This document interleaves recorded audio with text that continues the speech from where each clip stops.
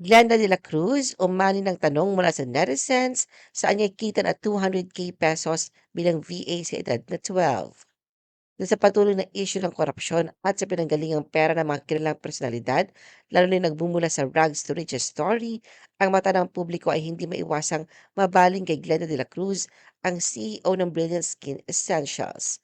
Lalo nga siya nadidiin ngayon matapos na mag-viral ang kanyang interview sa pagiging high school VA. Dito buong pagmamalaking binunyag ni Glenda na siya ay kumikita ng higit sa 200,000 pesos sa edad na 12. Pero imbis na magsilbing inspirasyon ang kanyang sinabi, inuulan siya ngayon ng batikos. Nariyan ang duda lalo na sa mabilis at tila too good to be true na paglago ng kanyang yaman at mga negosyo. Maraming netizens, particular na ang nasa BPO industry, ang kumbinsido na hindi kikita si Glenda ng 200,000 pesos kada buwan bilang VA noong siya ay 12 years old sa taong 2010. Paalala pa ng iba na hindi lahat ng VA ay legitimate. Mailan raw na ginagamit ang terminong ito para ikubli ang iligal na gawain.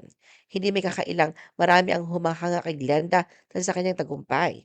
Ngunit dahil sa mga detalye na tila hindi tugma sa realidad, maraming netizens ang naghahanap ngayon ng katotohanan at transparency.